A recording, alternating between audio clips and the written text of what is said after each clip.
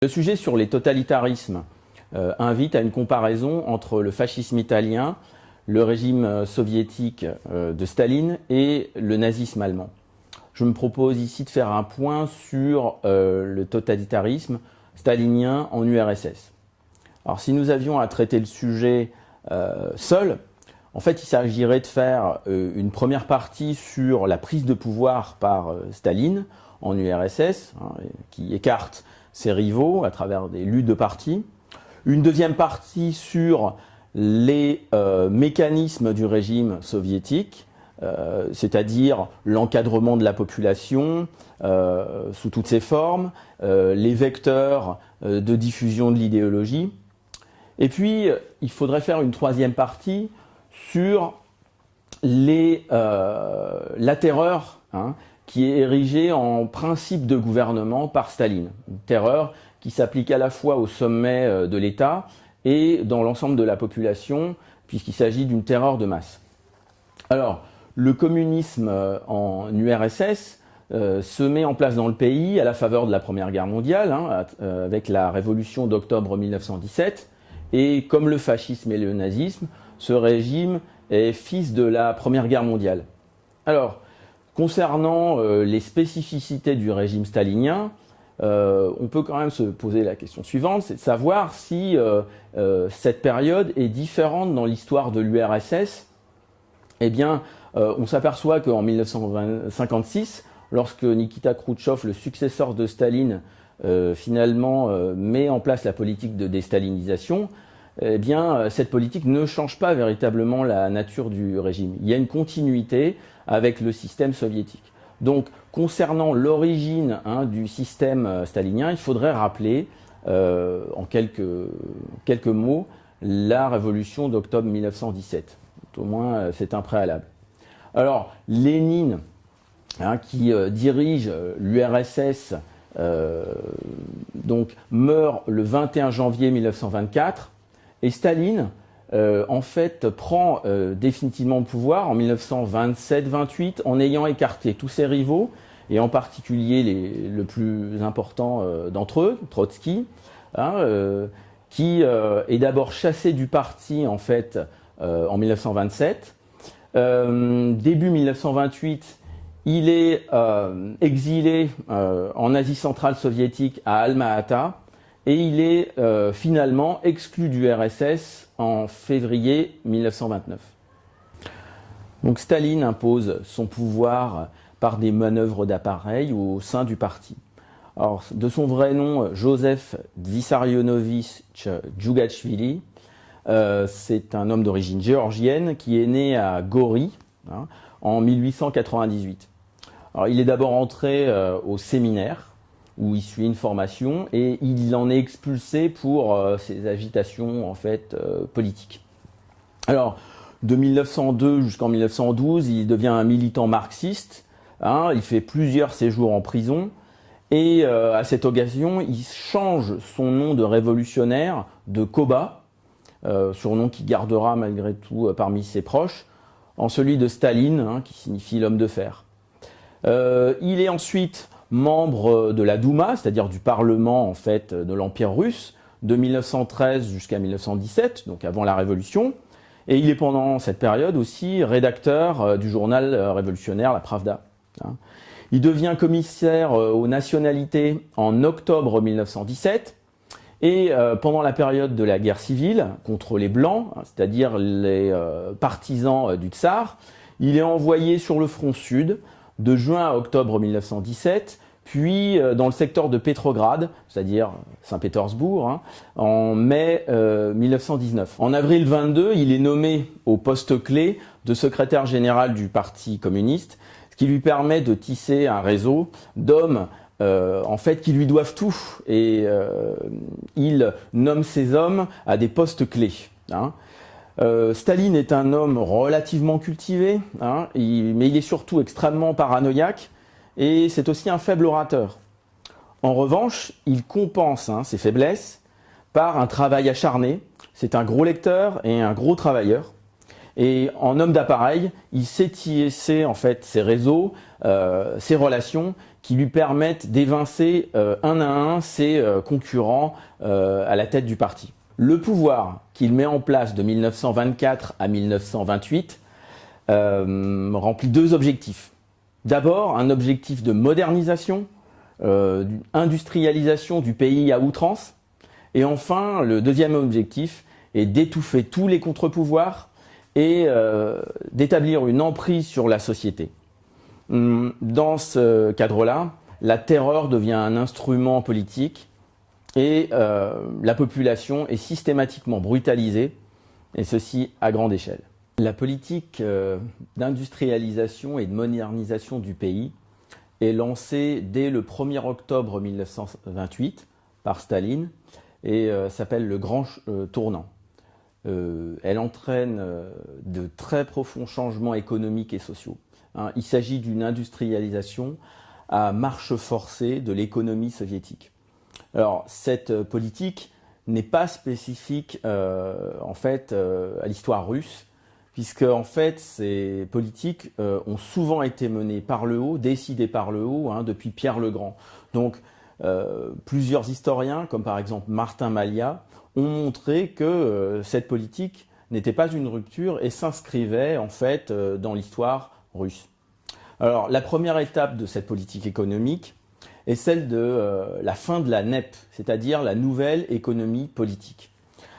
Cette NEP avait été mise en place par Lénine en 1921, à la fin de la guerre civile. À la fin de cette guerre civile, contre les Blancs, les partisans du tsar, le pays avait été ravagé et l'économie russe, en fait, était en partie détruite. Donc il s'agissait de redonner de la vitalité, de redonner d'un certain élan à l'économie russe.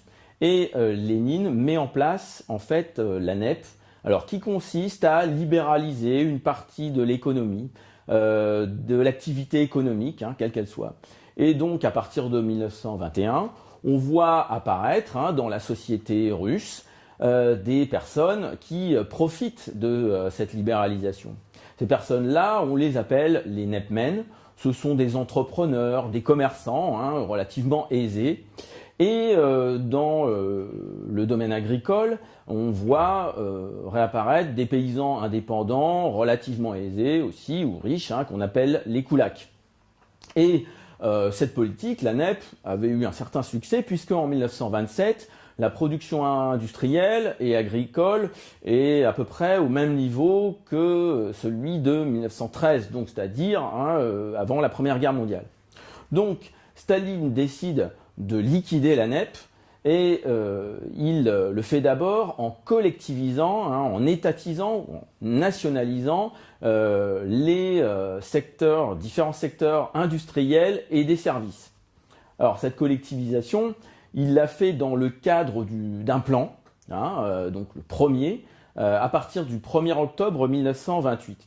Il dit d'ailleurs, Staline dit à cette occasion, que la troisième révolution va commencer, donc après celle de février et d'octobre 1917, donc la troisième révolution en 1928, celle qui doit changer, qui doit transformer la société et avancer vers en fait le socialisme, va commencer. Alors, le Gosplan est une structure qui en fait organise la planification. Elle a été mise en place en 1921 par Lénine. Donc Staline ne fait que reprendre en fait cette structure, mais il va étendre en fait les compétences du Gosplan à tous les secteurs économiques. En 1921, lorsque Lénine en fait crée cette structure, elle est elle ne s'occupe que de quelques parties de l'économie, et notamment le Gosplan avait lancé un plan d'électrification à travers le pays. Alors, cette étatisation de l'économie, elle s'accompagne, et cette industrialisation s'accompagne de déplacements forcés, notamment de population. La population urbaine augmente considérablement, et avec elle la main-d'œuvre industrielle, qui est multipliée par 2 en 5 ans pour atteindre 23 millions de travailleurs. Et l'effort du régime en matière économique insiste sur l'industrie lourde, sur l'énergie, la sidérurgie et la chimie lourde. Alors, cette politique d'étatisation est relativement rapide dans l'industrie et dans les services. Beaucoup en fait, de patrons sont expropriés et de nombreuses industries sont en fait passent sous le contrôle de l'État. Donc en 1932, l'industrie n'est plus privée qu'à 0,5% contre 20% en 1926. La nationalisation des services et de l'industrie est particulièrement rapide. Le secteur privé, qui représentait 20% de la production industrielle en 1926, ne représente plus que 0,5% de la production industrielle en 1932. Alors, cette politique de nationalisation de l'industrie, elle s'accompagne d'une concentration industrielle très forte à travers la formation de trusts et de combinats. Les combinats sont formés en particulier à partir des deuxième et troisième plans, à partir de 1932. Alors les combinats sont formés d'industries aux activités complémentaires. Par exemple, les mines de charbon sont associées à des hauts fourneaux, elles-mêmes associées à des aciéries et des usines de construction mécanique. Alors, ce système peut apparaître avantageux, mais des usines d'un même combinat sont parfois très éloignées les unes des autres. Par exemple, le combinat Ural-Kuznets voit des usines qui sont associées dans ce combinat, donc éloignées de plus de 2000 km. Alors cette industrialisation à outrance s'accompagne d'un effort de propagande intense auprès de la population pour justifier des brutaux changements sociaux et démontrer que, en fait, ces changements sont nécessaires à forger la puissance du régime et à montrer la force du pays qui est la patrie du socialisme. Alors on insiste notamment sur la notion de surtravail qui est mise en place avec des journées de 49 heures par exemple, et on incite les ouvriers à travailler gratuitement une journée par semaine au cours d'un samedi socialiste. Et la propagande met en avant un certain nombre d'ouvriers modèles, dont par exemple le mineur Stakhanov, ce qui donc a donné la notion de stakhanovisme. En revanche, la collectivisation des terres est bien plus difficile. Staline prévoit qu'en octobre 1928, 1/5 des terres soit collectivisée et la totalité des terres en 1930. Cette politique de collectivisation doit s'accompagner d'une politique de dékoulakisation, c'est-à-dire d'élimination de la classe des paysans aisés, les koulaks. Mais qu'est-ce qu'un koulak? En fait, sont définis comme tels parfois des paysans qui n'ont qu'une vache, quelques poules, en fait que peu de biens, et ils seront désignés comme les ennemis du régime pour finalement accompagner cette politique de collectivisation. Alors, Staline, lorsqu'il lance cette politique, prévient qu'il ne tolérera aucune opposition et qu'il est du devoir en fait de chaque citoyen de participer à cette politique. Mais en fait, la résistance dans les campagnes est assez forte. À partir de juin 1929, des villages résistent à la politique de collectivisation et l'armée doit parfois intervenir de manière très violente dans certains villages. Alors, on oblige alors les paysans à rentrer de force dans deux structures qui sont créées à cette occasion, des kolkhozes qui sont des fermes d'État et les sovkhozes qui sont des coopératives agricoles. On oblige donc les paysans à rentrer dans ces structures avec leurs terres, le cheptel et leurs outils. Et la résistance en fait des paysans prend plusieurs formes. D'abord, certains paysans n'hésitent pas à abattre leurs bêtes plutôt que de les voir en fait rassemblées dans des fermes collectives. Ensuite, beaucoup de paysans font preuve de passivité au travail et en fait ne marque pas donc un entrain très enthousiaste par rapport à la collectivisation des terres. Enfin, cette opposition prend des formes violentes et dans certains villages, on n'hésite pas à agresser en fait les membres du parti qui encadrent la collectivisation. La résistance est telle que Staline fait marche arrière. Les autorités soviétiques autorisent les paysans à quitter les kolkhozes et à regagner leurs terres et à entreprendre une activité privée. Les terres collectivisées passent ainsi de 50% à 20%. Et puis, Staline change d'avis et décide d'utiliser la force. Il envoie l'armée dans les villages les plus récalcitrants. Et les personnes qui montrent le plus de résistance sont soit déportées ou exécutées. Alors, cette répression brutale fait dans les premières années entre 3 et 6 millions de victimes. Elle concerne en fait 15% des paysans, alors même qu'on estime que la population de paysans aisés, c'est-à-dire les koulaks, représente en tout 4% de la population agricole. Cette politique de force s'accompagne aussi en 1932-1933 d'une famine provoquée en Ukraine et dans les territoires de la Russie méridionale. Alors, en Ukraine, elle prend le nom de Golodomor. Alors, ce sont surtout ceux qui sont sortis des kolkhozes qui subissent en fait cette famine, c'est-à-dire que les autorités bloquent les moyens de de commercialisation de la production agricole privée pour affamer en fait ces paysans et les forcer à rejoindre en fait les kolkhozes et les sovkhozes. Cette politique entraîne en fait la mort de 4 millions de personnes environ, mais réussit, c'est-à-dire que les paysans en fait regagnent massivement les kolkhozes et en 1933, la main-d'œuvre rurale collectivisée est de plus de 84%. Donc, cette politique extrêmement brutale a aussi un objectif politique. En fait, il s'agissait aussi de casser les forces vives de l'Ukraine et de briser les velléités indépendantistes qui s'étaient fait jour en fait pendant la guerre civile.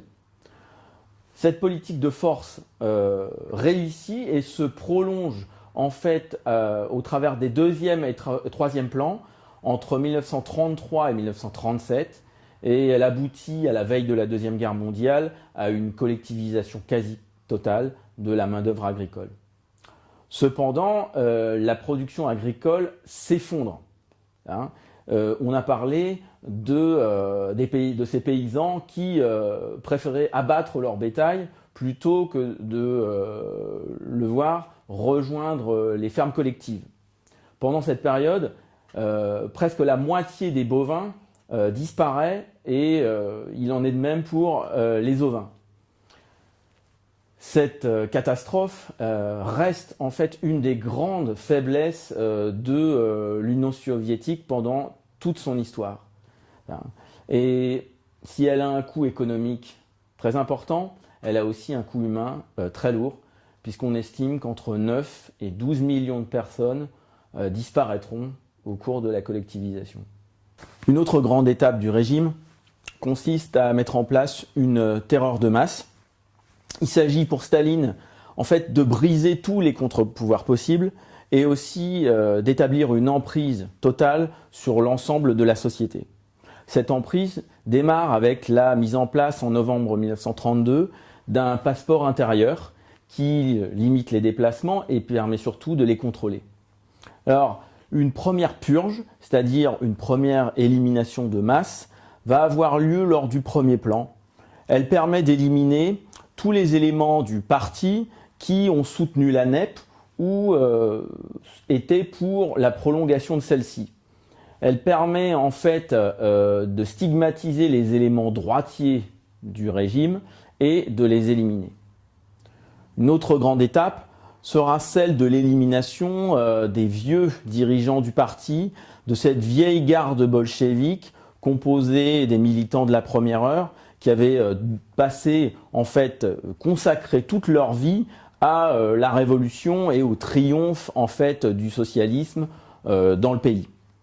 Staline prend pour éliminer en fait ces éléments comme prétexte le meurtre d'un jeune membre du Politburo, un ami en fait de Staline, Kirov, qui est assassiné le 1er décembre 1934.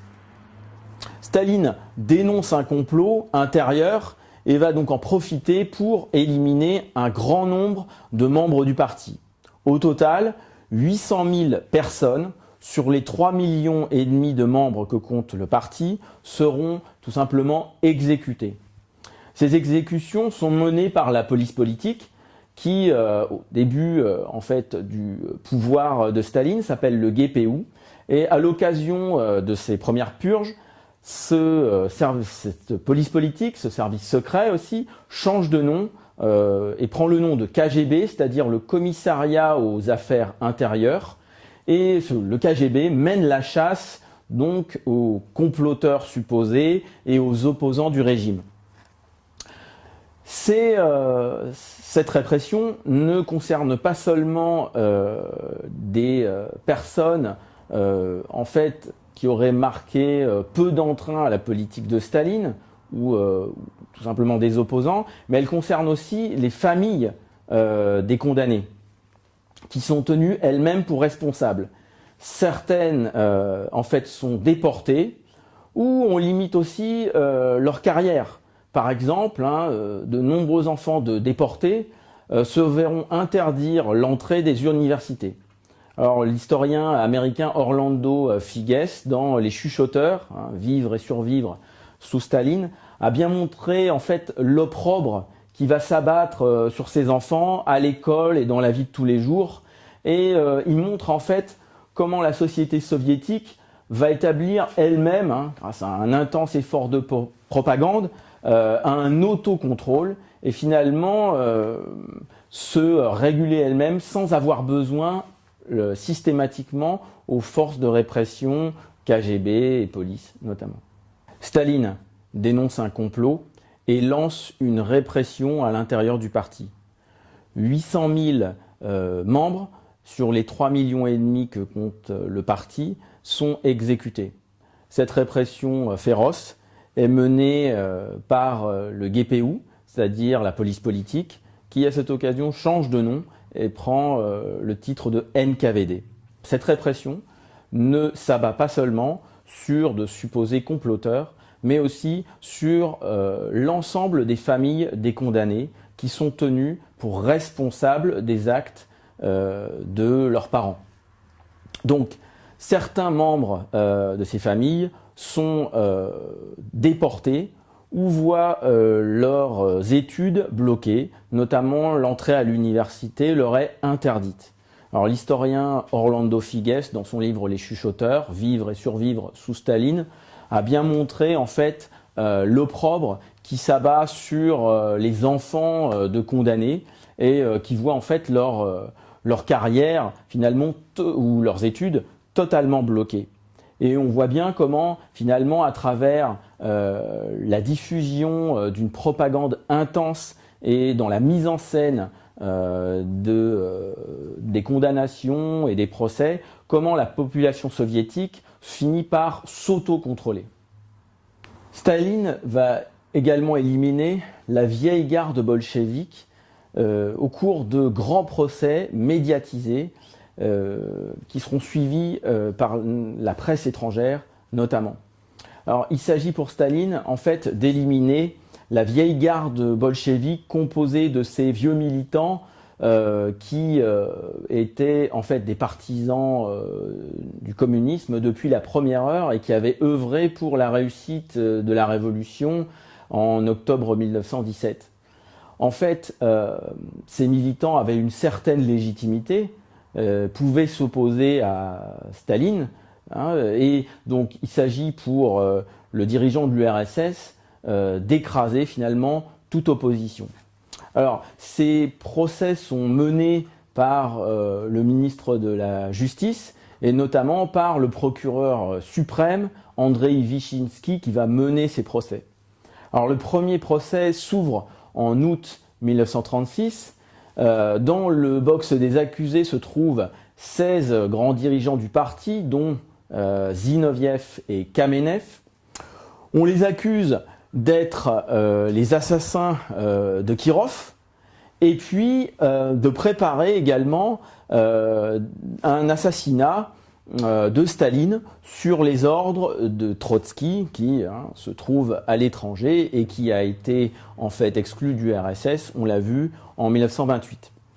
Alors, la presse étrangère notamment, qui assiste à ces procès, est absolument sidérée de voir ces vieux militants communistes qui ont donné finalement leur vie au régime et à l'URSS.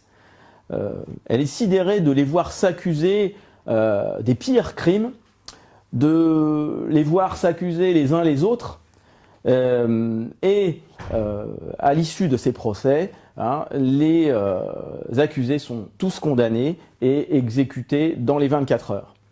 Un deuxième procès s'ouvre en janvier 1937. Il s'agit cette fois de juger Piatakov, Radek et 15 autres membres du parti. Ici, l'accusation est différente. Ils sont accusés d'avoir saboté l'économie soviétique pour le compte, là encore, de Trotsky. Et à l'issue de ce procès, seulement 4 échappent à la mort, dont Radek, qui est envoyé en fait au goulag. Boukharine et Rykov échappent aussi à la peine capitale. Enfin, un troisième procès s'ouvre en mars 1938, et cette fois, le procureur Vyshinsky a du mal à prouver la culpabilité des accusés. On les accuse d'espionner pour le compte de l'Allemagne, du Japon, de la Grande-Bretagne et de la Pologne.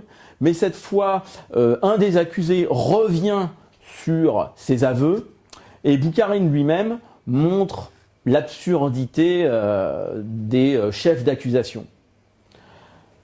Ils sont presque tous exécutés, mais la presse ou l'opinion comprend en fait que finalement ces vieux militants, depuis le début des procès, se sont accusés de crimes imaginaires, soit parce qu'ils étaient brisés psychologiquement par le NKVD, soit qu'ils voulaient tout simplement sauver le système. Ils se sont donc sacrifiés en s'accusant des pires crimes et ils évitaient ainsi de montrer les faiblesses de la patrie du socialisme et du système communiste. Des purges s'abattent dans le parti et vont concerner en fait 3 millions de membres, mais aussi ces purges s'abattent dans l'armée. Alors en ce qui concerne le parti communiste, les effectifs avaient augmenté considérablement depuis 1929 et avaient été multipliés par 3. Le parti comptait 1,5 million de membres en 1929.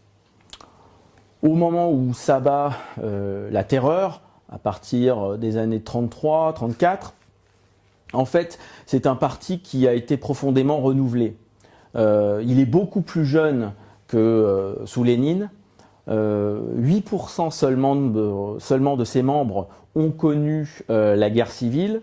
Le niveau culturel est assez bas. Peu ont une expérience politique. Et ce parti, finalement, sera la victime docile de la politique de terreur de Staline. Alors, en janvier 1933, Staline procède à une première épuration du parti, d'abord en excluant plus d'1 million de membres. Et puis, à partir de 1935, la purge s'abattra sur les militants de base et les cadres. La plupart seront déportés et certains exécutés. La terreur va prendre une dimension bien plus grande au cours de ce qu'on a appelé la Grande Terreur, à partir des années 1937-38, donc c'est-à-dire une période qui est finalement parallèle à la période des grands procès. Cette Grande Terreur, elle a un surnom, c'est celui de la Yezhovshchina, du nom du dirigeant du NKVD, Yezhov. Alors, cette Grande Terreur élimine 7 à 8% des cadres du parti et s'abat en fait sur l'intelligentsia des membres. 5 à 8 millions de personnes seront arrêtées et déportées. Et la répression va s'abattre aussi sur d'autres corps de la société russe, comme par exemple le clergé orthodoxe, dont 90% des membres seront arrêtés. Au total, pendant 15 mois, on va exécuter 1600 personnes par jour.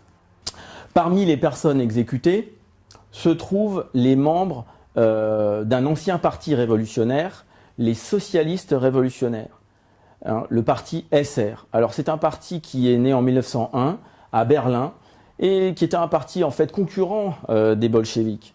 Ce parti voulait faire la révolution avec les paysans en fait et les membres de ce parti étaient en fait déjà tous fichés pendant la guerre civile à partir en fait de 1918 et donc leur élimination sera en fait facile.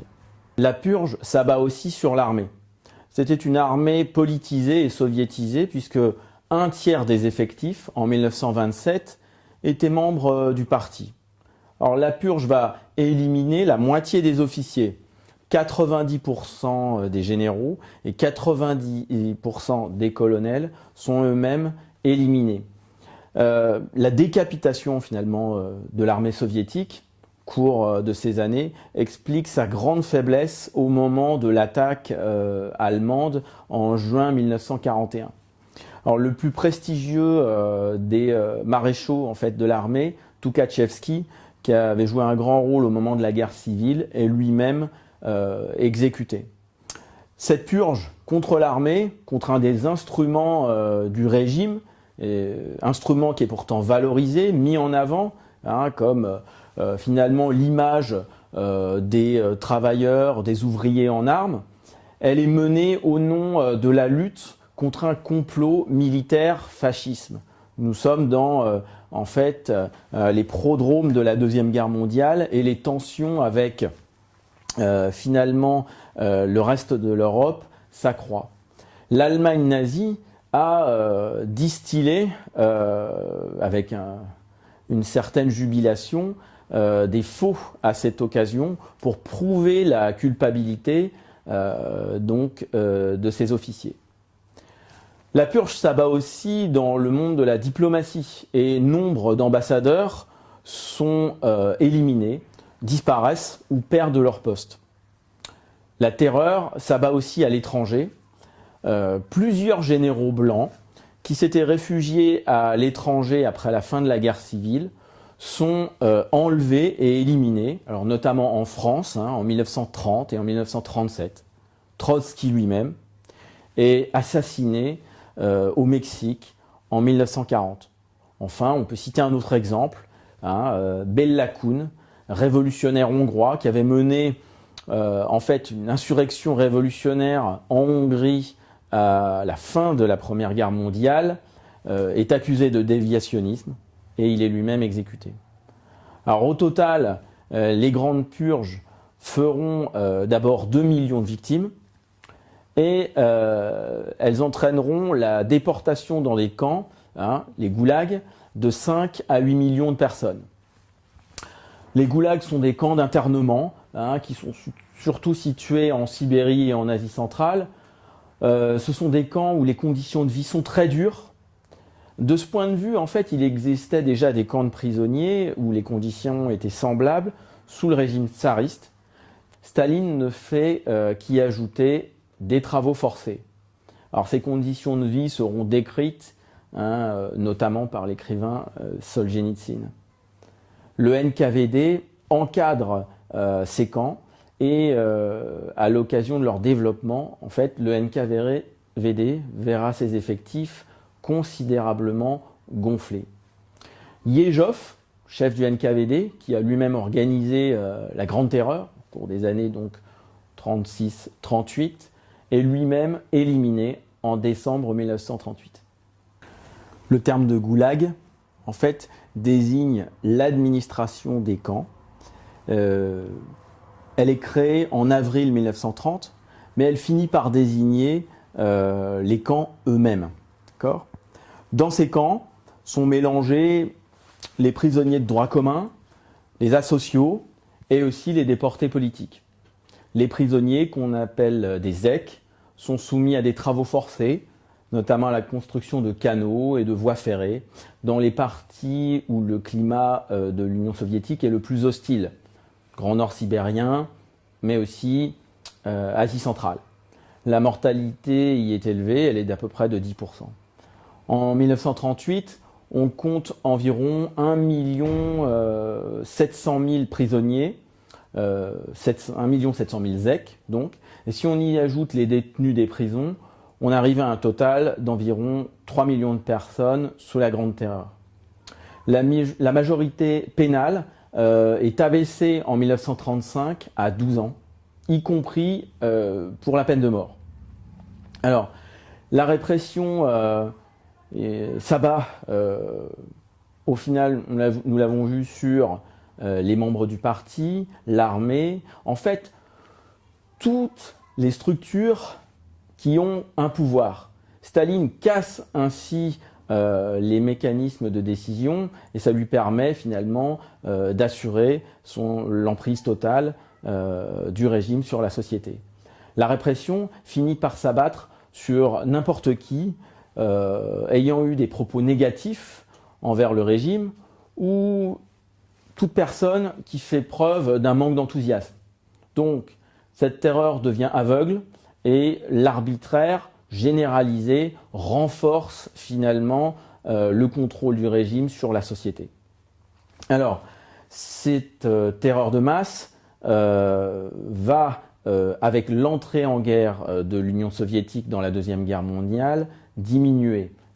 Le régime porte ses efforts sur le front, sur l'effort de guerre, et l'historien, par exemple, Orlando Figes, montre bien finalement que cette entrée en guerre va représenter une certaine bouffée d'air frais pour la population, une certaine liberté de parole. De ce point de vue, les soldats, la population ne se privera pas de s'exprimer, chose qu'elle ne pouvait absolument pas faire au moment de la terreur, ou en tout cas avant-guerre.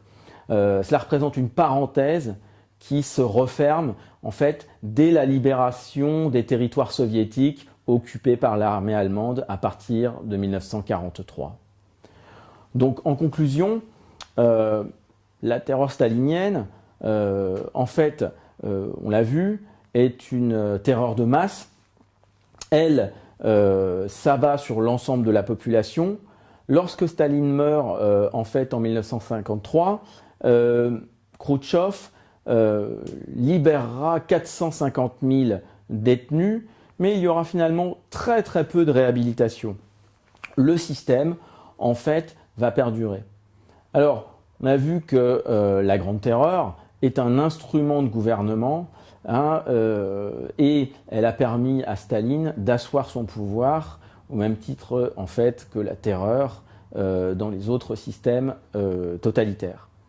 Alors aujourd'hui, cette Grande Terreur, elle est présentée dans les manuels scolaires russes et par un certain nombre d'intellectuels comme une étape obligée, comme une étape nécessaire vers la modernisation, vers l'industrialisation de l'Union soviétique. Et elle est présentée finalement comme un moyen de puissance, et ce qui a permis à l'URSS de résister à l'attaque nazie pendant la Deuxième Guerre mondiale. Donc voilà, j'en ai terminé sur l'exposé de la terreur et en tout cas les mécanismes du gouvernement de Staline. À bientôt pour une prochaine vidéo qui portera sur la France, cette fois, le passage entre la 4e et la 5e République. Merci.